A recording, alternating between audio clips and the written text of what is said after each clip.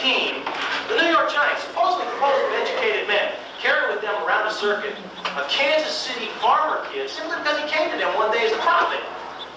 And that's a jinx record. Now, what ball club and what manager other than John McGraw would carry a Kansas farmer kid around as a mascot? I'm referring, of course, to Charles Victor Faust, who soon became known as Victory Faust. We first met up with Charlie Faust in the off-season of 1911. Everybody seen Jon We were in St. Louis, manager of the New York Players Hotel, all standing out to get ready to go to a ballpark. And in walks this Kansas farmer kid in his brand new Sunday suit, and he's looking for Jon McGraw. Has anybody seen Jon McGraw? Who wants him? Mr. McGraw, my name is Charlie Faust, and I'm from Marion, Kansas. I'm Charlie Faust from Marion, Kansas, F-A-U-S-T. Right. Now, I'm a pitcher, see? From Marion, Kansas. Now, sir, I went to see a fortune teller in Marion, and she told me that I was going to be a famous pitcher. A fortune teller? That's right. And for $5, I could get a full reading. So I went into my jeans, and I gave her my last $5, and she gave me a reading. And she told me, see, this is the lifeline, and this is the fortune line. It's so typical. They come to me every day like this. And she said that to make it in the newspaper and be a famous pitcher, I should join the New York Giants. So here I am. Why don't you go? She also said that with me on the Giants, we would win the pennant. I beg your pardon. She said right here. She said it's right here. See, she said that with me on the Giants, we would win the pennant. You see where this line? That right there? Right, see where this line goes? Hey, gentlemen, did everyone hear that? See, it's right here. This kid went to a fortune teller, and she told him that if he plays for us, we'll win the pennant. What's your name again? Charlie Faust, F-A-U-S-T, Marion, Kansas. Hold on, Charlie. Wait just 1 minute. Yes, sir. I'll tell you what. Yes, sir. I love fortune ladies, kid. And I love $5. Listen to me, please. I love fortune ladies, and I love winning pennants. Why don't you come with us to the ballpark? You look like a ball player. We'll give you a tryout. I don't have a baseball glove, sir. It doesn't matter. If you don't need one by the looks of you, go. Yes, sir. So there we are. We're in the St. Louis ballpark, and here's this Kansas farmer kid, and he's throwing to one of the greatest players and certainly the greatest manager of all time, Jon McGraw. Now, Charlie Faust, he was not a ball player. He had the worst windup I've ever seen. His arms went this way, that way, every which way, and when he finally did let go of the ball, it took about 2.5 days to get the home plate. Hey. Nice. This kid ain't got nothing, Matty. Hey, kid. Yes, sir. That's pretty good stuff. But tell you what, you got any specialties? Yes, sir. See, I'm a baseball player. See what I did? I took a correspondence course in pitching, see? And they gave me the certificate. I know how to pitch to all kinds of big league pitchers, sir. So see, it's right here. See, it says I graduated and that I'm qualified to be a baseball. Dr. Marcus Ringer, School of Baseball Office? Yes, sir. It's in Chicago, sir. That's beautiful. Thank you, sir. Can you get anybody out? I can strike out Hannes Wagner on 3 pitches. I beg your pardon? See, they gave us a list of baseball big leaguers, and how would you pitch to these pitchers? And on Hannes Wagner, I told them, well, I throw him a fastball right inside. Johnny, go grab a bat. In fact, here, Johnny, here, take this glove, too. I don't need it. So there we are. Word straight quickly that Charlie was going to now hit and try out. Now, Charlie, he swung a bat worse than he pitched a baseball. And after about 15 throws, he finally dribbled one down to second base. And then we had a ball with it. We ran him. We overthrew every single base. We overthrew him at second base. We overthrew him at third base. We overthrew him at home. And his arms were going everywhere. His legs were going everywhere. And then, to the surprise of everybody, Jon McGraw goes, hey, Charlie. Yes, sir. Catch your breath. Catch your breath. Catch your breath. Nice hair, though. You made the team. Go get dressed and sit on the bench. Be ready in case I need you. Yes. We're going to win a penalty. Yes, sir. It says right here. You see where this line is? Go get dressed, or I change my mind. So there we are. Charlie Faust gets out and he warms up. He's doing some great humor, tell his jokes. He sits down on the bench with us that day. And we won. Charlie came out the next day to the ballpark and he does the same thing all over again. He starts to loosen up and he's going this way, that way, every which way. Now by now, he's starting to impersonate the ball player. He's doing Turkey Mike Donlin. He's doing Jon McGraw. He's doing me. And he sat on our bench again that second day.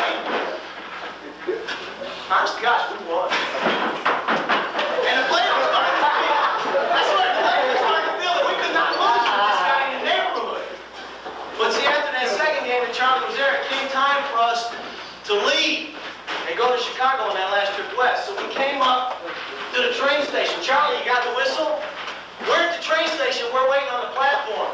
And it's time to go. We don't know what to do. We don't have the money to pay for Charlie to come along with us on the train, right? And so we're standing there. It's about 2 minutes before the train leaves. And all of a sudden, Charlie solved the whole problem for us. Mr. McGraw, I forgot the glove you gave me. What glove? The glove you gave me back at the stadium. I forgot it. No, sir. I'll go get it right now. Charlie, I'm a fast runner. I'm a professional athlete. You see, I got the certificate right here. I'm a fast runner, sir. I can go and get it and be back before the train leaves. Lickety split. I'll be right back, sir. And that was the last we saw of Charlie Faust for a while, running off that platform with that old beat-up rugby practice mitt in his sights.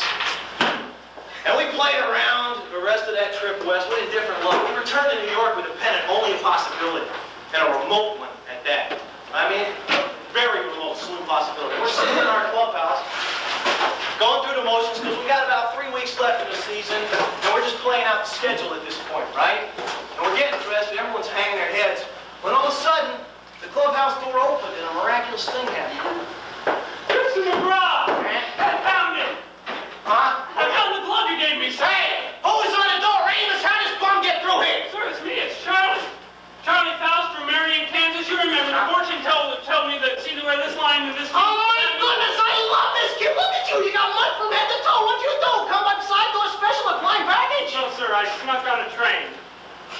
I love this kid, gentlemen. Hey, find him a way to the shower. Get him a uniform. Charlie, you get dressed up. You come here. We could not win without you here. Charlie made it all the way to New York, gentlemen. That means we're going to win the pennant with him, right? Yes, sir. You get showered up, you dress, you come on out here, you loosen up. And Charlie ran off. He didn't know what he was doing. He showered. And after that long train trip, now all of a sudden he's invigorated. And he's out there and he's loosening up. And he's impersonating the ball players. He's doing Mike Donald. He's doing me. He's doing it all. He sits on our bench that afternoon. And we won. Comes back the next day. He does the same thing. He warms up, sits on the bench. We won again. But see, Jon McGraw, he's amazing. Jon McGraw knows 2 victories does not a pennant make. And mathematically, we were still in a possibility for it. So he decided it was time to get rid of this Kansas kid, right? So he goes up to Amos, our clubhouse guard, and he says, don't let this kid in under any circumstances. He's no longer a member of the squad. And he came into us. Charlie was underneath the shower. He's the first one in the ballpark, first one in the shower, first one, well, last one to leave. Every single day. And he's under the shower, and all of us are in the clubhouse, and McGraw says, gentlemen, Charlie Faust is no longer a member of this team. It's a joke. The fans are out there. They're laughing at us because he's out there. He goes home tomorrow, and I tell you what, if I see any of you helping him into this clubhouse tomorrow, you'll be fined $500. Don't test me, gentlemen. All of us, oh, boy, Matt, that's awful harsh. We win with this kid. But McGraw knew exactly what he was doing because Charlie was the first one to show up at the clubhouse that next day. And he was met at the door by Amos, our clubhouse guard. No, Charlie, sorry, Mr. McGraw says that you can't come in here. You're no longer a member of the team. He says if you need any money to get back to Kansas, then talk to him afterwards to be sure you get a ticket, train ticket on back. Sorry, kid. See, Mac knew exactly what he was doing because Charlie Faust broke down and he cried that night. Now, have you ever been to the Polo Grounds? Our clubhouse is out in center field. It's in full view of the fans. The stairs are right there in center field. Everybody saw this Kansas kid with his little derby on, crying his eyes out, and since he was the first one in the ballpark, as we each got there, we all had to go by him on our way in. Mac knew exactly what he was doing.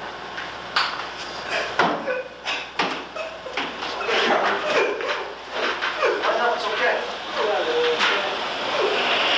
And not only did we go out that afternoon and get beat, we got pounded. And so the team had a little meeting there on the field before we went back out to the clubhouse, and they voted me to be the spokesman. So I went up to Jon McGraw and said, Mac, you know, no disrespect intended, but we voted, the club voted, Charlie, come here. We voted that Charlie Faust is a member of the New York Giants and he will stay on our roster if that means we have to pay for him out of our own pocket. If you don't like it, then we'll all walk.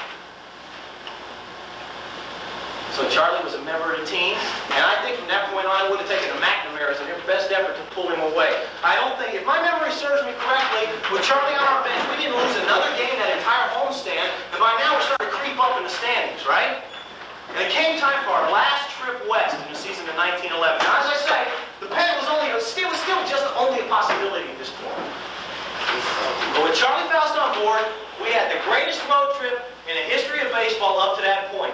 We won 18 games and lost only 4. And one of those games we lost was when some St. Louis newspapermen kidnapped Charlie and stuck him on the St. Louis bench. Dirty rats. That's right. That's right. That's right. In fact, Charlie got to be such a drawing card that by the end of the circuit, once we clinched the pennant, they started to advertise. In Pittsburgh, they advertised, come to the ballpark for the chance to see Charlie Faust, the giant jinx killer, play on the same field with Hannes Wagner, the Pittsburgh Vikings. Hey, Matty. Yeah. You see that guy, Hannes Wagner, over there? But where? Right over there. You see him? What? I could strike him out on 3 pitches. Who said? Yeah, see, I got this certificate right here. I took the correspondence course. I've seen that. Yeah. Do you know who that is? Well, that? Yeah. That's Hannes Wagner. No, that's Fred Clark. That is Hannes Wagner. That? Yeah. Oh. Who taught this course? Hey, you want to see my vaudeville routine? Vaudeville. You see, the Hammerstein Theater in New York offered me $100 a week to do 6 shows a day. And so I'm going to go to New York. What do you do?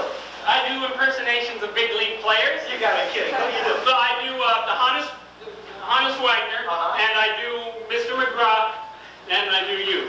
You gotta be kidding. Let's see Hannes Wagner go. He's got the leg. Charlie Faust could strike me out on 3 pitches. John McGraw.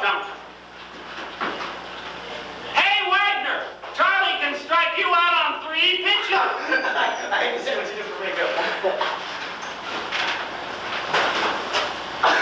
I can't strike out Wagner on 3 pitches, but Charlie can. $100 a week. 6 performances a day. That's great. I tell you what, Charlie became such a draw that by the end of the season, anytime, once we clinched the pennant, anytime we got a lead, the crowd would scream for McGraw to put Charlie in. And Charlie finally got his chance one day against Cincinnati. John McGraw, we had a real sizable lead.